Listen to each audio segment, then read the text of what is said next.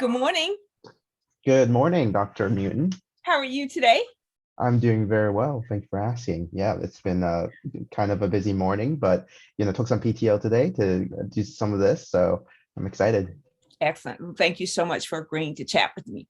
May I ask you to please tell us your name?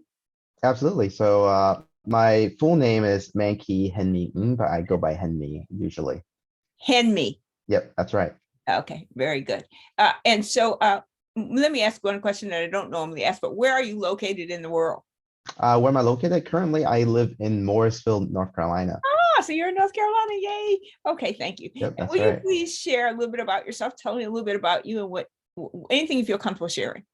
Yeah, absolutely. So I wasn't originally from North America, or United States specifically. I was born in Hong Kong and I lived there for about 9 years. And my parents kind of uprooted themselves entirely and moved to the United States. And just a little background story for them. In order to get their green card, they had to do a work study program where they had to essentially work inside a factory for about a year before they could do something else and then they get their green card. So that was kind of like a tumultuous time in my youth where we went from Hong Kong to just completely middle of nowhere in Goldsboro, North Carolina, for things. Wow. So yeah, and very rural from that metropolitan, environment. So grew up there for a bit, and then I moved all around the East Coast with them, depending on our jobs. So I lived in New York, I lived in Connecticut, and ultimately North Carolina is really my home. It's where I live right now with my girlfriend. So been loving it so far, and I don't intend to move anytime soon. And yeah, so that's kind of been my short and skinny version of my journey. And here I am working in RTI, a research institute in the Triangle. So great cause that I'm really happy. And yeah, so that's my story. So Goldsboro, why Goldsboro? Was that where the place where they did their work? Was that how they ended up there? Yeah, yeah. So like originally my aunt came over first and they found a work place that would take her at this turkey factory. Mhm. So my mom worked there for about a year and then my dad worked for this Japanese company called Yujiyama. And they have a little factory situation down in close to Goldsboro as well. So that's kind of why we settled into Goldsboro and we're living there for like a solid 4 or 5 years before we considered another place. So. What was it like to live there? What was it like to grow up and live there? Did you experience any challenges for being different from some of the other people that were there? Oh, absolutely. I mean, the language barrier being the number one thing, right? Because I came from Hong Kong. Now, luckily, I did have a pretty okay English education, but the biggest barrier was really, I would go to school from, 7 to 2, and then after I get home, my dad would sit me down and he would open the book like a dictionary, and he would be like, "Hey, we're gonna do root memorization off of the dictionary, and we're gonna learn English." And so I'll do that after school for a long time. And then my mom will also enroll me in things like Kumon and things like that to really spruce up my studying. So it's like it was a lot of work for a kid, but to be honest with you, it was kind of easier than Hong Kong because Hong Kong's education is a little more rigorous. So everyone else is doing something like that. So thinking back, I hated it, but now I'm just like, well, thanks for pushing me, guys. Like, you did the best as you could. Absolutely.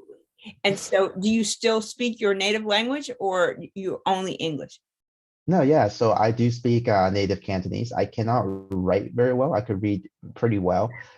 So I do speak that, and I also have a working proficiency of Mandarin as well. So That's wonderful. I always encourage people to at least speak two languages. If you can speak more, but it's great because it does wonderful things for your brain to have more than mhm. one language that you've mastered. So that's wonderful.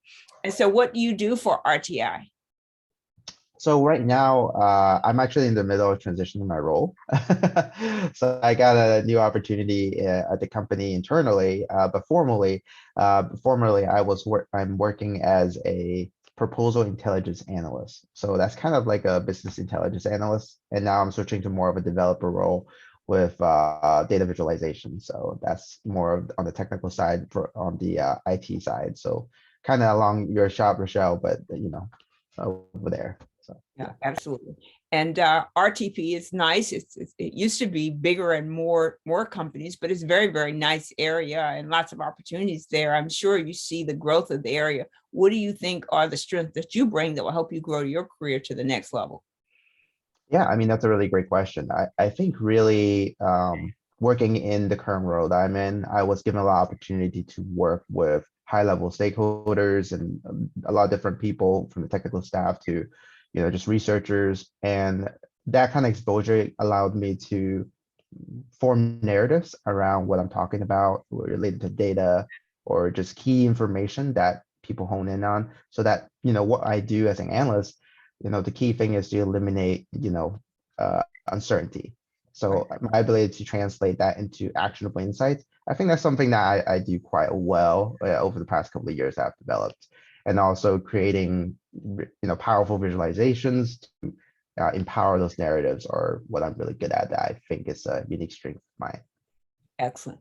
So let me ask you this. You were born with technology, so you came in the world that was everywhere around you. Where Yeah. do you see technology going for consumers? I mean, so we've gotten so used to the convenience of Alexa ordering our milk and, turning on the lights and all of these other things. Mhm. Where do you see technology going in from the consumer's lens? From the consumer's lens moving forward, wow, this is it's hard to imagine things could get any more efficient from this point. So I might need a second to think about it. It will. So Yeah. So I think despite all the criticism that metaverse have gotten recently, I really think we're really moving into more of a digital landscape in terms of younger generation. So all those NFTs and digital real estate, I think that's going to play a part into consumerism.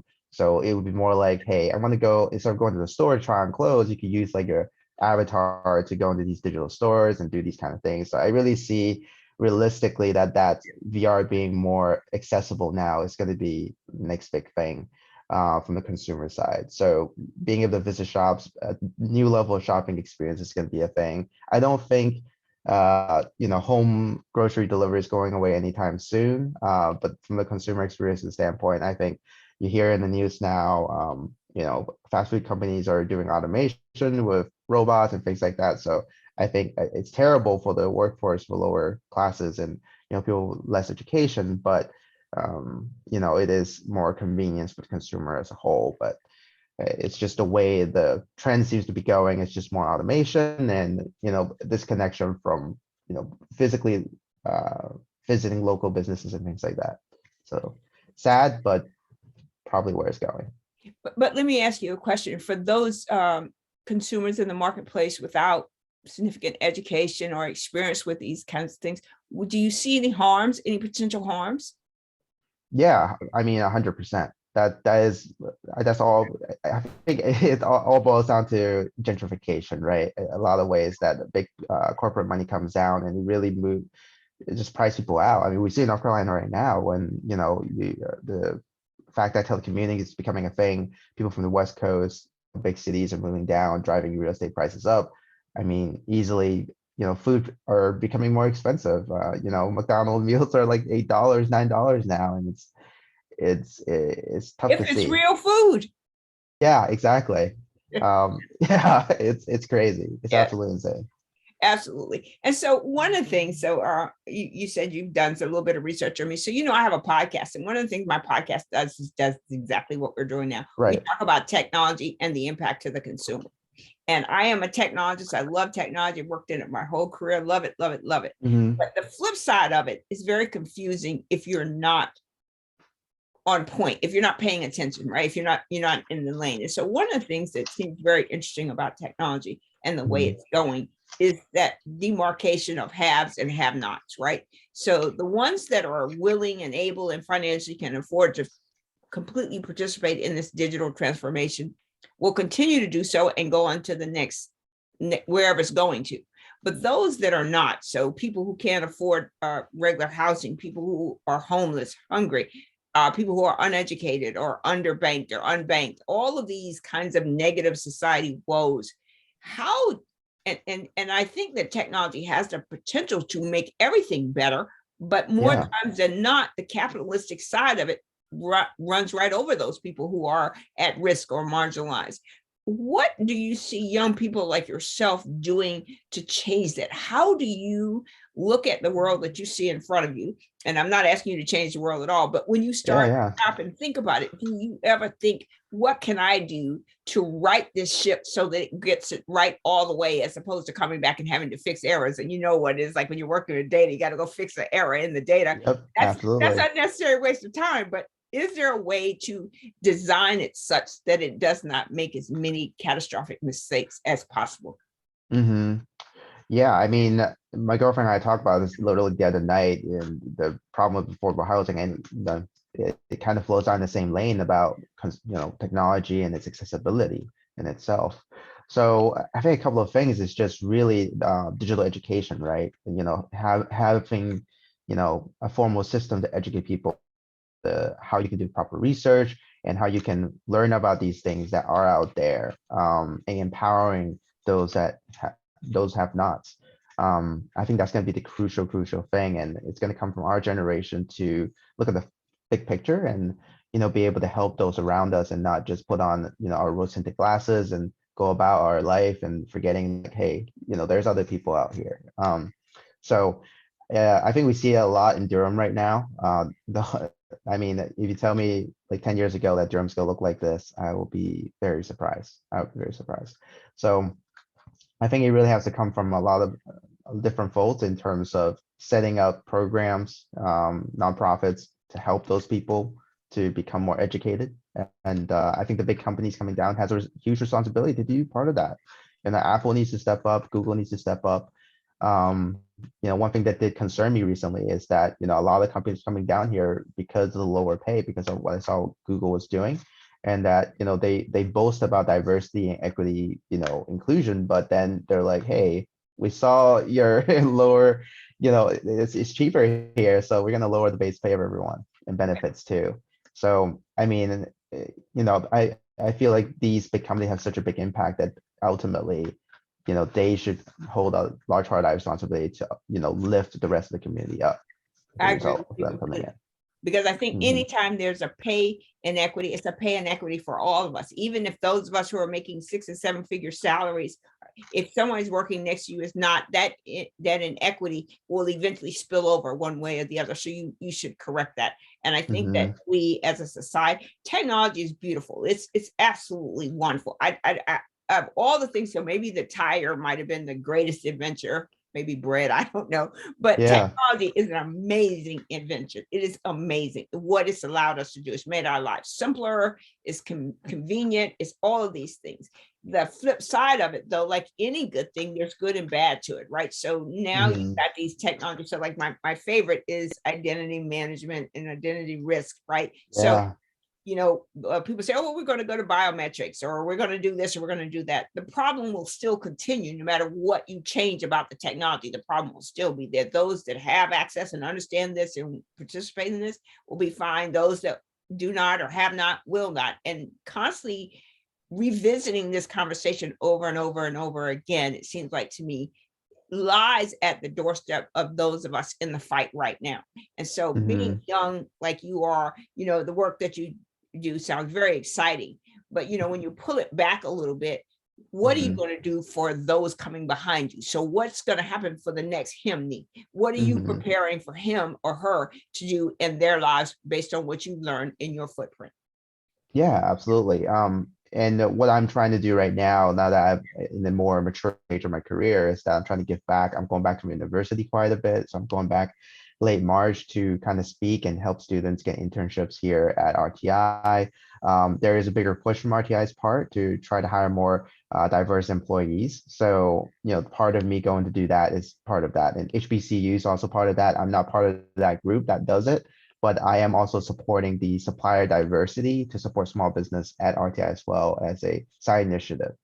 So, I'm trying to do things in the best of my way. And I really enjoy the fact that my company supports these kind of initiatives so that I could, wear my heart on my sleeve and be able to do the things that I care about. But more on the personal side, I am a first generation. There's no doubt about it, and being able to lead by example for my younger cousins and things like that, and mentoring them, and just kind of going from it from that perspective, and mentor them however I could is another way I've been doing that. So, I'm not really as educated on politics as I should be. It's a growth area for me personally, just because I came from Hong Kong, and if you know anything about Hong Kong right now, is that it's big government, China coming to take over, and that mentality of like, well, it is what it is. You can't really change it. Has kind of like ingrained into me for quite a bit. So like having a more of a voice now is something I'm developing more and more, and trying to understand the political system, and maybe even work with policymakers at some point down the line in your career to help more people. So that I don't know if it exists right now, but if there's a mandate for big companies moving into state and local to have an X amount they need to contribute to the local economy, would be an important thing to have as they come down more and more, so that we are redistributing the wealth and they are setting themselves up for success for everyone involved, right? Supposedly the agreement they make with the state or the local government does say that, and the way they cloak it is just by we'll bring jobs, right? And jobs will do this. Sorry, what? That's okay. That's quite all right. We have dogs all the time come visit us.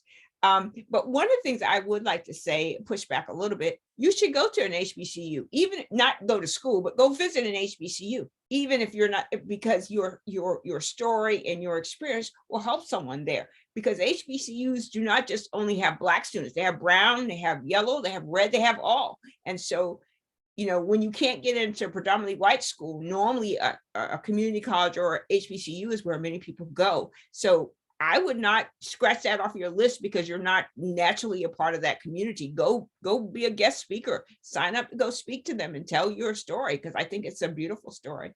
And I'd say the other thing, in addition to just being a mentor, I would suggest you add advocate to your title too, because the mentor is to tell you, so you have a problem, something goes wrong, let me give you some advice. This is what you should do. Your boss is being a jerk, let me tell you what you should do. Or your coworkers, here's what you should do. But to be an advocate.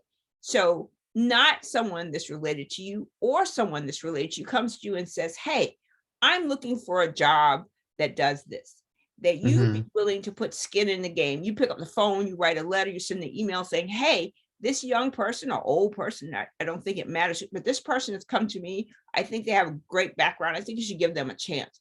Because if you don't advocate for people, a lot of times, especially when you're Black and brown or a minority, the doors open slower and close faster. So if you've got an advocate who can push that door open, you get further ahead. So just some suggestions. You don't have to do it, but just No, I think it's a great suggestion.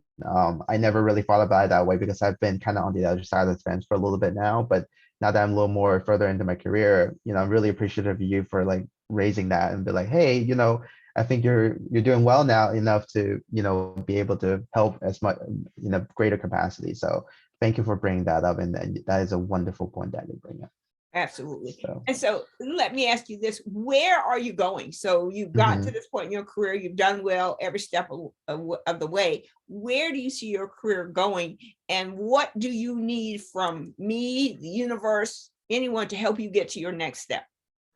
Yeah, so my next goal right now is that I'm going to stay in this current role for at least 1 to 2 more years, because my ultimate goal is to ultimately be a data scientist, so that I can, because that field interests me tremendously right now. And before, when I in my degree before, it was Bachelor of Finance, I kind of slowly found myself kind of easing out of that a little bit. I was like, wait a minute, this is not really what I want to do. I'm like 2 down the road now, which is why I'm transitioning to the career I'm at, to be more IT related in focus, become more programming focused, so I can transition to be a data scientist. So that's my 5-year goal. But like ultimately in 10 years, I would love to start a small business.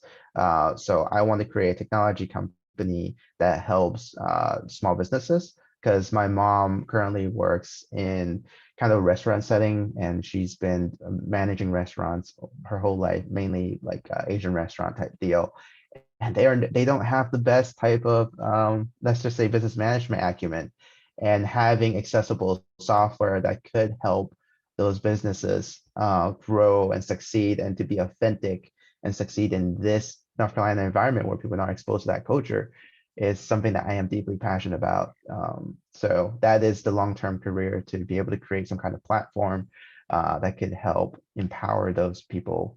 And that's pretty much what I'm going for in the I next think 5 to 10 that's years. beautiful. That's absolutely beautiful. And I will say, all things considered, Chinese restaurants don't do bad. I mean, Oh, they we don't. all love our Chinese food, right? We can't live without it. But I Yeah. do think finding ways to improve and outreach. And one of the things I want to ask you, this is a little bit of a side, but same thing, so with technology, things like bots, I learned a few months ago that people were using bots to drive business to their businesses. So one thing maybe to think about is that is a way. So, every time a customer comes to a restaurant or buys something, buy something special, let's just say our egg roll or something, that is pushed out to social media in every way Mhm. to bring more exposure to those businesses, to tell people, because typically right now sale happens, you get the money, you close the register and you go on, but nobody knows how many customers are coming into your store. That kind of use of technology to promote your business would be, not your business, but promote businesses would be a great thing to have. Yeah, I agree. I mean, something, some kind of a AI that could just automate a lot of these things would be really tremendous. Right. Um, yeah, I mean, that's a great idea right there. I completely agree with you. Okay, I can't wait for you to put Yeah. it in place. Let me know when you are. And when you're Yeah, a yeah. gazillionaire, send some money over this way. Of course, 100%. Yeah. I well, luckily, my girlfriend's a front end developer, so I can just do all the data stuff, and maybe she can do all the other stuff. So It's I don't have nothing an like eye for having a design. partner. Yeah, exactly, Yeah, exactly. absolutely. Well, that's wonderful. Yeah. Okay, so now in things of looking more at the global world, do you see our world shrinking or expanding?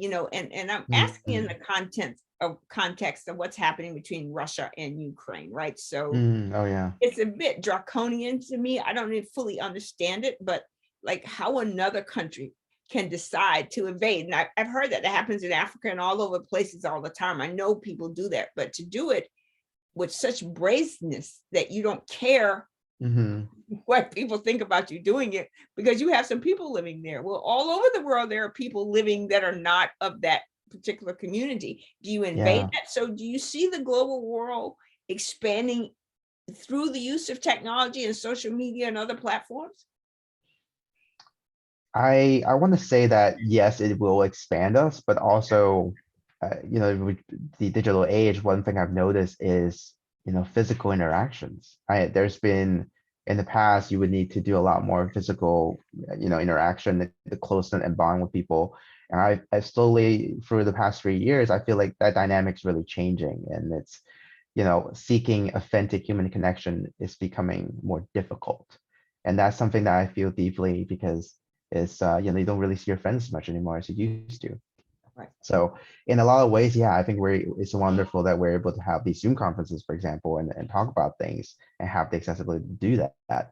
But I think that human element of it is, I think, slowly kind of dwindling away a little bit. And maybe it's just me being in the pandemic mindset for too long, but it really genuinely does feel that, in that we're growing, but also shrinking in other departments. Absolutely. Because you can be invisible behind the screen. This thing says my Yeah, name is Dr. Rochelle Newton, but I could be anybody. I could be anything. And yeah, so because of absolutely. that, we've lost our connection to each other. We've lost that link to necessity. And I think COVID was a part of that, right? So you got this pandemic that's separating us and sheltering us in Mm. place, but it's given people who tend to introvert, like myself, who turn inward, more opportunities to resist that going out and being more social and friendly and outgoing. And what that may mean long term may be detrimental. And to think about that, we are able to do things to our planet that's affecting the climate. Things look so different than they did just 5 years ago Mhm. because we aren't paying attention to each other. And I think that's what we need to do. We need to break past these stereotypes about race and age and gender and sexual orientation and see each other as human beings and connecting to that humanness in us to make us better, as opposed to separate us and put this group over here and this group over here. It's just one group. It's the human race, not the black race or the white race or the Asian race. It's the human race. And we all knit together But if we pull ourselves apart, we tend to separate what would make us better, whole, great. Yeah, absolutely. Right on. I agree with you so much. Oh man, yeah. Excellent. So I want my last question to ask you is this. And Yeah, so of course. in your life, Hmm. when you started out, when you first came to America to where you are now, what would you tell young Henmi that you have learned to make him better so he can get to the next stage? So walking Henmi through every stage of his life to where he is Hmm. now, how do you get Henmi to the next stage? Wow. Yeah. Okay. Let me think about this for a second. I've made a lot of mistakes in my life. But that's good. You're supposed failure is necessary. It's absolutely very important to fail. If you don't fail, you cannot succeed. So Yeah. you should embrace your failures. You should say, "Great, I'm glad I didn't get that right," because you'll know better next time and it'll help you on your journey. So don't ever regret making mistakes and having challenges. That's absolutely necessary. Oh yeah, yeah. I love making mistakes, but young Hemi made a few too many, and he missed a lot of opportunities. I'll be honest. So like if it's a case specific to young Henry, I would say that a little hard work more than everyone else goes a long way. Mm. And if you're lazy, you're feeling lazy, you should just sometimes you just get back up, take a walk, and reassess and what you want to do because you can waste a lot of time very easily in life, but it's hard to get that time back once you're later on down the line. So, maximize your time right now, appreciate the people around you a little more, and give your loved ones a hug a little more as well. So that's just, yeah, just don't. I think it's just the way it is. It's just, don't be afraid to work a little harder than most because it just make your life a little easier later. I think that's the biggest takeaway. Right. And appreciate the guy next to you. I mean, it doesn't have to be your family. You don't have to give him hugs. Give someone, if one of your colleagues was in the office and you just walked in and said, "Hey, how are you? Hope you're having a great day." Just wanted to check in and say hello, see how you're doing. What Yeah. that does for the human soul is like giving someone a dose of medicine or an elixir that makes the world better. And people don't realize the simplest little things. I mean, you don't have to have a long, detailed conversation, but just to show that you genuinely care about their well-being. That is what will make humans better, because hate lives in fear. If you can get rid of that fear, make the world perfect almost. I agree completely, Dr. Nguyen. That's the beautiful way to put it. Perfect. Absolutely. Thank you so much for chatting with me today. I appreciate this so much. As soon as Yeah, the video converts, I will send you a link. Please watch it and make sure we didn't say anything we didn't want to say. And of let course. me know if I may upload it. And please subscribe to the channel and tell other people to come chat with me. I love these.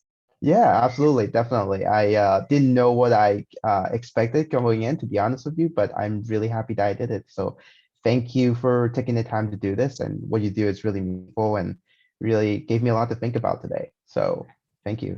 Happy to do so. And if there's anything I can do to help you, because I am an advocate, if I can help you, I was sitting here in my mind thinking of a young man I'd like to connect you to. So I think I might do that. Yeah, But absolutely. broaden your network and always be willing to help someone else. Yeah, please do. I'm happy to help. So, and put the uh, put the action into, yeah, I, put the words into action. Yep, I absolutely will. Thank you so much again, Himni, and stay in touch. absolutely. Bye. And then have a good one. Bye. Stay safe. You too. Bye.